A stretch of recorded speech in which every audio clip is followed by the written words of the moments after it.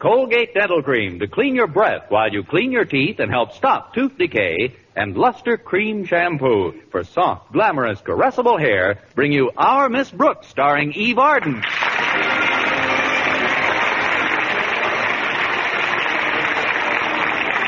It's time once again for another comedy episode of Our Miss Brooks under the direction of Al Lewis. Well, this is National Pickle Week. And among others who celebrated the occasion was our Miss Brooks, who teaches English at Madison High School. I celebrated National Pickle Week, all right, by getting myself into the prettiest pickle you've ever seen. It all started innocently enough when my landlady and I sat down to breakfast last Thursday morning. There's your cereal, Connie. Now tell me, dear, have you made any plans for your vacation next month? Nothing definite, Mrs. Davis. Perhaps it's just as well not to plan too far in advance. Who knows what summer may bring? You might even elope. Have you ever thought of that, Connie? Many times, Mrs. Davis. I'd do it in a minute, too, if it weren't for a stubborn little streak in me which keeps insisting that it's no fun to elope by yourself. Oh, I didn't mean by yourself, Connie. What's wrong with Mr. Boynton? All he talks about lately is his impending vacation in South America. South America? What a wonderful idea. And it simplifies everything. It does? Of course. If Mr. Boynton is going to South America, that's where you have to go. The thought has occurred to me, Mrs. Davis, but there's one thing that stands in the way. Transportation. Transportation? Yes, one of my water wings has a blowout. Don't be discouraged by your present financial state, Connie. I'll go make some tea and read your tea leaves in a little while. Maybe there'll be some good news in your cup. Why, at this very moment, Lady Luck may be camping on your doorstep. Well, don't sit there, lady. Come on in. Greetings, most gracious and scintillating educator. Thank you, most generous and observant pupil. Sit down, Walter, and have some toast and jelly. Oh, thanks. What kind of a plant is that you're holding? It's a rare black orchid, Miss Brooks. Here. An orchid? Must have cost you quite a bit of money, Walter. Pish tush. The blossom cost me nothing. Besides, this is no time to concern ourselves with petty monetary considerations. I'm going to be rich, Miss Brooks. Wealthy beyond all dreams of avarice. The fabulous treasures of the universe are within my grasp. Say, buddy, could you spare a round-trip ticket to South America? No, I'm serious, Miss Brooks. I've discovered uranium. Uranium? Where? On my shoe. Who's your boot black? It's no joke, Miss Brooks. I made the discovery in the chem lab. We got a brand new Geiger counter, and it's... by the way, have you ever used a Geiger counter? I haven't had to, Walter. Very few of my pupils are named Geiger. I'm afraid you don't understand. A Geiger counter is an instrument that measures the number and intensity of emanations from radioactive substances. Sounds terribly talented. But how did you get mixed up with it? Well, I climbed on a desk to fix a light bulb, and my shoe got near the Geiger counter. You should have heard it. It almost blew its top. That means uranium's on my shoe. Now, the way I figure it, all I've got to do is retrace my steps of the past few days. Wouldn't it be easier to just start mining your shoe? Please, Miss Brooks. No, you got to help me. You see, the counter is school property and can't be removed from the building without Mr. Conklin's permission. But if a teacher were to ask Oh, him... not me, Walter. I'd like to assist you in this project, but now is the wrong time.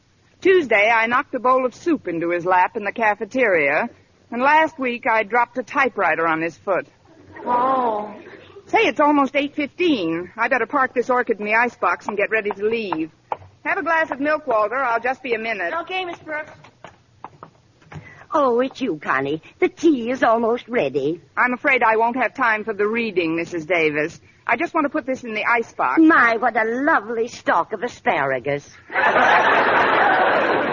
Don't let Walter Denton hear you say that. This happens to be a black orchid. Oh, but you shouldn't put that in the icebox, Connie. It won't do anybody any good there. Why don't you take it down to school with you and give it to Mr. Conklin? Mr. Conklin? Yes. You told me yourself you've been naughty lately. Maybe this little gift would make up for your recent habit of dropping things on him. Say, it might at that.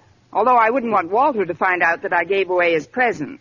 Walter wouldn't mind. Besides, he won't know anything about it. I'll just put the flower into this box that the clean laundry came in, tie it with this red ribbon, and presto, you've got a peace offering for your principal. Thanks, Mrs. Davis. I'm sure nothing could make him happier, unless I was tied up in the box.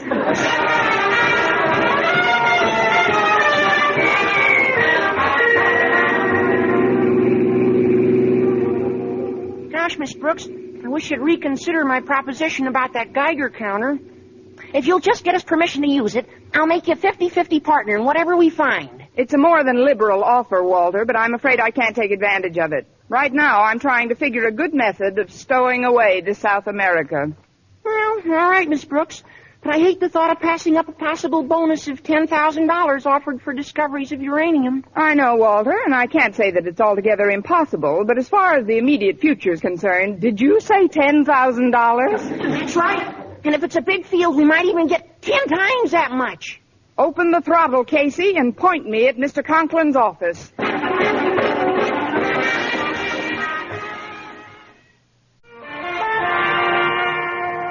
Well, I finished straightening up your office, Daddy. Thanks, Harriet. Run along, child. Isn't there anything else I can do? You can leave me alone. Now get to your first class. Daddy, you're irritated this morning. Harriet, you're another Ellery Queen. It so happens that some vandal broke into my garden, trampled my flower beds, and stole a rare black orchid. I didn't know that. I just found out about it myself. I've been nursing that plant along for 7 years. I was planning to give that orchid to your dear mother. It's her birthday today, you know. Yes, I know. Now I'll probably have to buy a present for the old... It's a hard gift. If I ever get my hands on the scoundrel who... Enter. Good morning, Mr. Conklin. Oh, it's you. Hi, Miss Brooks. Hello, Harriet. I was just leaving the office, Miss Brooks. Try and cheer Daddy up a bit, will you? He's rather low this morning. I'll see you at lunch, Daddy. Bye. Goodbye. Well, Mr. Conklin, isn't this a bright and cheerful morning? Be brief, Miss Brooks. What brings you to my office? I just came in to leave this little gift. Gift? Yes, sir. May I put it on your desk? If you think you can do so without knocking the typewriter off on my foot again. What else? Mr. Conklin, I should like your permission to borrow the Geiger counter from the chem lab. Geiger counter? I believe that's what it's called. It's used to indicate the presence of uranium. Miss Brooks, are you planning to pelt me with an A-bomb? Certainly not, Mr. Conklin. I couldn't even lift an A-bomb. But I've heard that there's quite a reward for discovering new uranium deposits, and I thought... Kindly leave the premises. But, Mr. Conklin, I am in no mood to discuss this nonsensical project at this moment. I've had a most difficult morning. Nay, a shocking morning. What happened, Mr. Conklin? I don't know how versed you are in things botanical, Miss Brooks. Oh, I'm pretty versed. Several years ago, I purchased a rare plant. For the first few years, it failed to bloom. I tried everything. Finally, I ceased to rely on the hit-or-miss methods of plant propagation employed by a bunch of buzzing bees, and I pollinated that plant personally. Do you realize what that entailed? Of course, you had to smear your feet with honey and jump from petal to petal.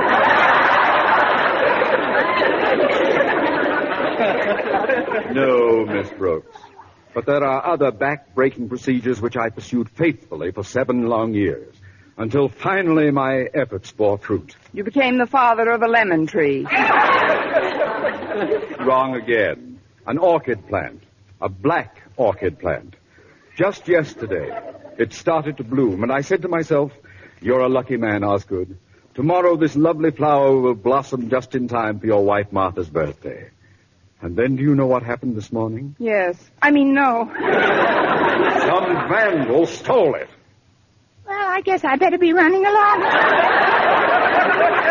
Miss Brooks, where are you taking that box? I thought you said it was a gift. Oh, it is a gift, Mr. Conklin, but not for you. That is, not actually. It's for Mrs. Conklin. Her birthday, you know. Just a little remembrance. Well, you can leave it here. I'll take it to her after school. I'd like to see what it is before I... Oh, no, I'd rather you didn't see it, Mr. Conklin. That is, well, it's underwear. That's all right. We share a dresser, you know. Now, put it down and get to your classroom. But, Mr. Dismiss! One thing before you go. If you should happen to hear any of the students, or faculty for that matter, discussing a black orchid, would you please make a confidential note of the party's name? Confidential? I won't even read it to myself.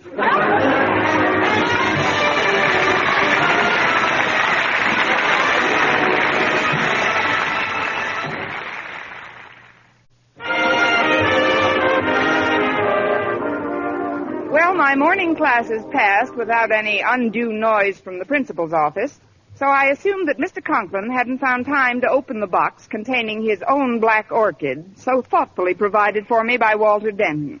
When lunch period arrived, I hurried to the biology laboratory to let Mr. Boynton in on the ground floor of my predicament. Busy, Mr. Boynton? Oh, not at all, Miss Brooks. Come on in. Before we go to lunch, there's something I'd like to talk to you about. It's really silly, I guess, but I was rather embarrassed this morning. Embarrassed? It all started when Walter Denton came to pick me up and told me some ridiculous story about finding uranium on his shoes. Oh, that isn't completely ridiculous, Miss Brooks. As a matter of fact, it was more or less confirmed in the chem lab by the reaction of the Geiger counter. You mean that Walter did actually step into uranium? Oh, not necessarily. It could be some similar radioactive substance.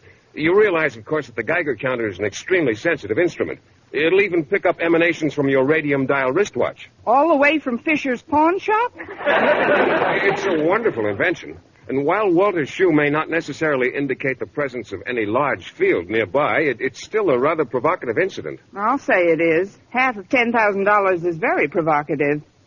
If one were to discover some uranium, one would never miss the money it cost for a summer vacation, would one? Well, I should think not. I'm going to South America myself. South America? Oh, that's funny. I'm going to spend my vacation down there. You too? What a coincidence. When are you leaving? The day school ends, June 23rd. You too? What boat are you taking? The SS Brazil. You too? What cabin will you be? Oh, no, I just meant that if we're going to be in Brazil at the same time, it ought to make it very pleasant for both of us. They say the nights down there are very conducive to romance. Yes, I've heard something to that effect. In fact, on most June nights in Brazil, the stars seem to be so low in the sky that you can reach out and touch each other. Please, Miss Brooks, I don't like to change the subject, but... Not much you don't. That's all right, Mr. Boynton. Brazil can wait. What is it you wanted to say? Well, I'd like to show you just how the Geiger counter reacts. Mr. Keller has a tiny sample of uranium in the chem lab. It's usually under lock and key, though, and... Hi, Miss Brooks. Mr. Boynton. Oh, hello, Walter. I just dropped by to take another look at the Geiger counter. Did you tell Mr. Boynton about the swell black orchid I gave you, Miss Brooks? I was just about to. Walter gave me a fine black orchid this morning, Mr. Boynton. A black orchid? Say, they're mighty rare. Must have been cultivated for about 7 years. Most likely in a hothouse. This one is hotter than that. Walter, I don't usually give away presents, but I think you ought to know that in trying to get on Mr. Conklin's good side, I gave him the black orchid. You gave Mr.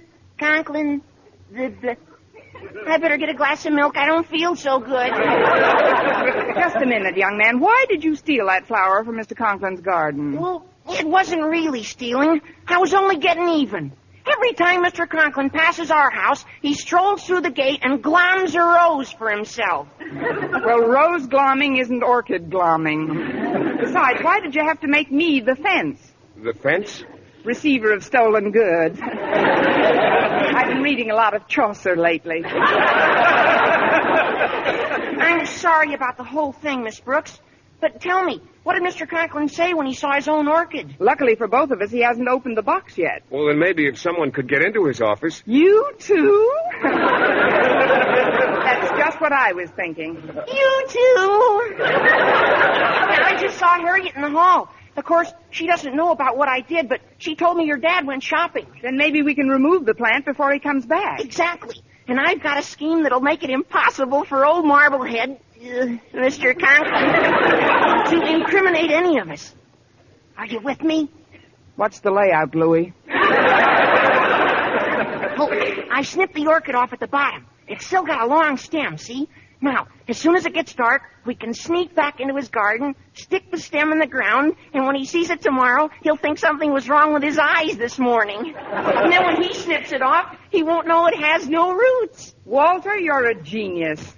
But Mr. Conklin's bound to find out it has no roots when another orchid fails to grow. Maybe so, but in 7 years, we can cook up a dilly of an alibi.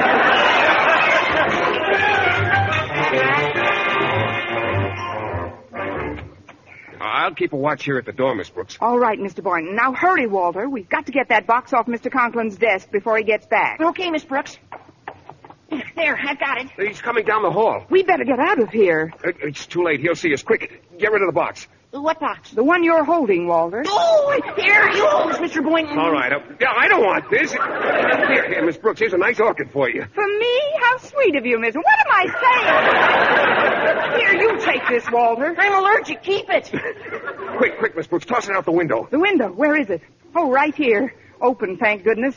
There you go. Hello, what's everybody doing in my... Miss Brooks, may I inquire what it was you just threw out of my window? Who, me? That is your name, isn't it, Brooks? Or do you shot put under a nom de plume? Well, I do remember tossing something out, but it was just a little bug. A bug? Yes, sir. That's just what it was, Mr. Conklin. A bug. We all saw it, didn't we, Mr. Boynton? Oh, yes, it was a bug, Mr. Conklin. In my office? What sort of a bug was it? A beetle. A boll weevil. A louse. The three of them were building a nest. A nest? Well, a hutch or whatever it is they live in. The boll weevil live in cotton balls. You must get awfully tired of watching football games, don't you? Tired of watching football games. I couldn't hear anything. What's going on here? What are you three doing in my office? Well, sir, we just came in to wish your wife a happy birthday. You came in to wish my wife a happy birthday? Yes, sir. Happy birthday to her. Happy birthday. Oh, quiet! Conklin, I might as well tell the truth. I wanted to give Mrs. Conklin her present myself. That's why we entered your office, but then when I heard you coming, I became nervous and tossed it out the window. Oh, well, that's easily remedied. We'll just reach out and pick it up. Now, but if there's nothing in it but underwear, Please, not in front of Mr. Boynton. You see, that was a little fib, too, Mr. Conklin. It isn't underwear. It's something for the house. You see, I wanted you to be surprised, too. That's right. That's what Miss Brooks told us. Yes, sir. She wants you to be surprised, too. Oh, well, that's different. Something for the house, eh? Mrs. Conklin's been talking about new curtains for the dinette. Could this be curtains? It could be for us.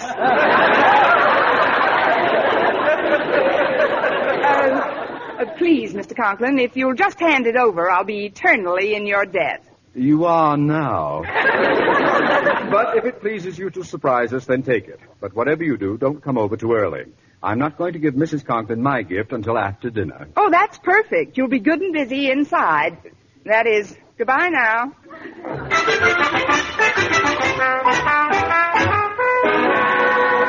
cafeteria's about to close, Daddy. Aren't you going to have lunch? I had a bite downtown, Harriet, when I bought your mother her birthday present. Oh, what did you get her, Daddy? A radium dial table model clock so she can see what time of night it is without waking me. I took it home before I returned to school. $15 I paid for that clock. She'd better like it. I hope you hid it someplace where she won't find it in advance. You know how inquisitive Mother is about her presents. I'm well aware of your mother's little idiosyncrasy, Harriet. I hid it all right. I buried it in the little sunken toolbox out in our garden.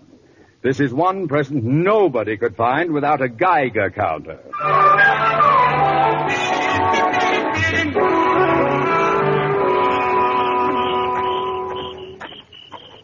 Get off that driveway, Walter. Here's the gate to the backyard. Now, show us about where you got the orchid, Walter, and I'll dig a little hole for it and put it back. All right, you are, Mr. Boynton. It's over this way. Bring the box. What's that box you're carrying, Walter? This? Oh, this is the Geiger counter. I figured if we get away with this flower deal, we can get away with borrowing the counter for one evening. Oh, great. Now I'm the co-owner of a hot Geiger counter. I wonder how Tehachapi is in the summertime. Oh, don't worry, Miss Brooks. We'll be through with this job in a jiffy, and then we can do a little prospecting. Oh, stop right here, Mr. Boynton. I think this is pretty close to where I got the flower. All right, Walter. Please, Mr. Boynton, there's nothing to get so excited about. That wasn't me. No? It's a Geiger counter. This is where I must have stopped. Miss Brooks, we're rich. South America, take me away. Mr. Boynton, dig some more. I'll put the counter over here now so it'll keep quiet. We don't want to disturb anybody. Wait a minute. I've uncovered some sort of a toolbox. What's this package in it? Listen. It's ticking. Ticking. It must be a time bomb. A time bomb? But who would want to blow up Mr. Conklin? Who wouldn't? I mean, if there's uranium around here, this bomb could have been planted by someone who didn't want any of us to get it. That's right. Or it could have been placed by some crackpot who wants to see our civilization survive. Listen, it's ticking louder. Quick, give it to me. Here's a full watering can. This should stop it. There, it stopped. You've done it, Miss Brooks. Oh, you certainly have, Miss Brooks. I don't know what it is she's done, but I'll bet I'm against it. Mr. Conklin, oh, this is one time you won't be mad at us. Miss Brooks just stopped the ticking. Oh, she certainly did, sir. She threw the whole box right into the watering can. You see, it isn't making a sound. Indeed, it isn't. But then, after they're submerged in water for a while, very few $15 table model clocks are capable of making any sound! $15 table clock? Yes, Miss Brooks. Contained in this soggy, gift-wrapped box is my wife's birthday present. Well, is there any message you'd like to convey? All together, gang. Happy birthday to you. Happy birthday to you. Happy birthday, Mrs. Conklin.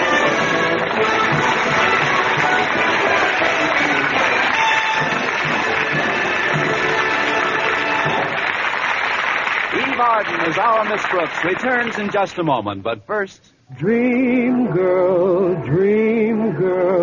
beautiful luster cream girl. Tonight, yes, tonight, show him how much lovelier your hair can look after a Luster Cream shampoo. Luster Cream, world's finest shampoo. No other shampoo in the world gives you Kay Daumit's magic blend of secret ingredients plus gentle lanolin. Better than a soap, better than a liquid. Luster Cream is a dainty cream shampoo. Leaves hair 3 ways lovelier. Fragrantly clean. Free of loose dandruff. Glistening with sheen. Soft. Manageable. Even in hardest water, Luster Cream lathers instantly. No special rinse needed after a Luster Cream shampoo. So gentle, Luster Cream is wonderful even for children's hair. Tonight, yes, tonight, try Luster Cream shampoo. Dream girl, beautiful luster cream girl. You owe your crowning glory to a luster cream shampoo. And now, once again, here is our Miss Brooks. Well, when we showed Mr. Conklin that his black orchid was still intact, and I promised to reimburse him for the ruined clock, he calmed down a bit, and his complexion returned to its normal color, purple. After he had dismissed us, I slunk back to my room and fell into a nice, peaceful slumber. However, I awoke in the morning with a very disquieting thought. The fact remained that somewhere, somehow, Walter Denton had stepped in uranium. Mr. Keller, the chemistry teacher, had verified that. So when Walter arrived to pick me up, I hastened to reaffirm our partnership. We are still partners, aren't we, Walter? Oh, you bet, Miss Brooks. Mr. Conklin didn't see the Geiger counter at all. Good. Now, today, let's get a hold of a sample of uranium so we'll know what we're looking for. And first you'll have to give me $5, Miss Brooks.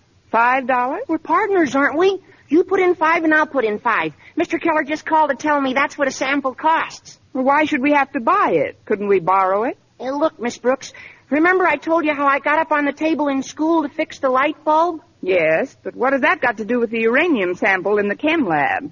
That's the uranium I stepped in. What? Sure. That's why we got to put in $5 each to buy the school a new sample. Now I've got to go to South America, if only to send you a tsetse fly. Next week, tune in to another Our Miss Brooks show brought to you by Luster Cream Shampoo for soft, glamorous, caressable hair and Colgate Dental Cream to clean your breath while you clean your teeth and help stop tooth decay. Our Miss Brooks, starring Eve Arden, is produced by Larry Burns, written by Al Lewis, Lester White, and Joe Quillen, with the music of Wilbur Hatch under the direction of Maurice Carlton. Mr. Boynton is played by Jeff Chandler, Mr. Conklin by Gail Gordon. Others in tonight's cast were Jane Morgan, Dick Crenna, and Gloria McMillan. Tests published in authoritative dental literature show that when teeth are brushed right after eating, Colgate Dental Cream stops tooth decay best. Yes, exhaustive tests show the Colgate way best to prevent decay. Better than any other home method of oral hygiene known today. Based on both clinical and X-ray examinations, the Colgate way stopped more decay for more people than ever before reported in all dentifrice history. Even more important, there were no new cavities whatever for more than 1 out of 3 who used Colgate Dental Cream as directed. Think of it. Not even one new cavity in 2 full years. No other dentifrice, paste or powder, ammoniated or not. No other dentifrice has proof of such results. The best results ever reported for a dentifrice of any type. So always use Colgate to clean your breath while you clean your teeth. And remember, when you follow the Colgate way, Colgate Dental Cream stops tooth decay best.